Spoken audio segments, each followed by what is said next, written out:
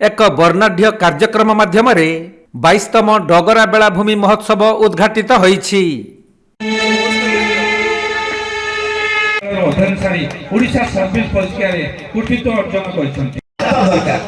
आमे आसला बेले थेले राधागोविंद भाई बहुत कष्ट होउतला हम गोटे फोर व्हीलर रे ए बेलाभूमि पाको आसला को तेणु सबुठु बड़ समस्या है रास्ता समस्या। एथिपई खाली राजनैतिक इच्छा शक्ति तो घोर अभाव अछि।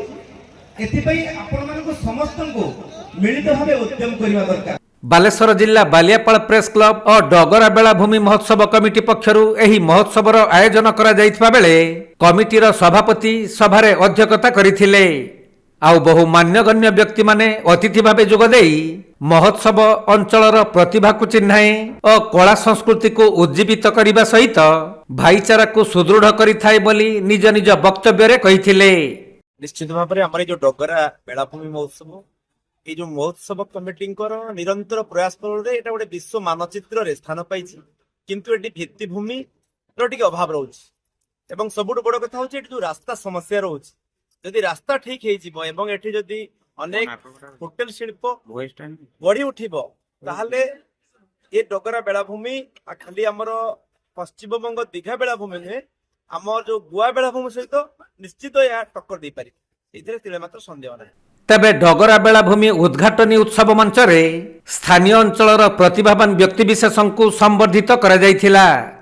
एही अवसर रे डगरा बेलाभूमिर उन्नतीकरण विशेषकर सेठाकू जाइथिबा रास्तार सुधार आनिबा पई कमिटीर सदस्य माने अनुरोध करिथिले। देखतु आमे 22 वर्ष धरी डगरा ठारे बेलाभूमि महोत्सव करि आसुछु। ये गोटे सुंदर बेलाभूमि ये प्रकृतिर अतुलनीय दान एठी रहिछि। ये बेलाभूमिर सामग्रिक विकास आमर लक्ष्य।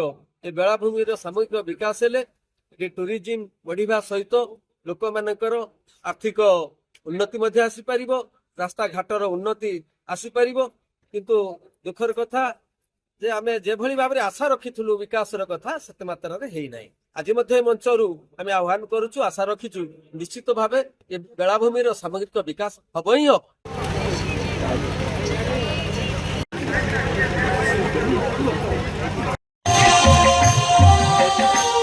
ओडिशा सिविल सर्विस परीक्षा रे कृतित्व अर्जन करी आपण जन समानुवर्ती कर्तव्यनिष्ठ अध्ययनकारी ओडिशा सर्विस परीक्षा रे कृतित्व अर्जन करछन्ती।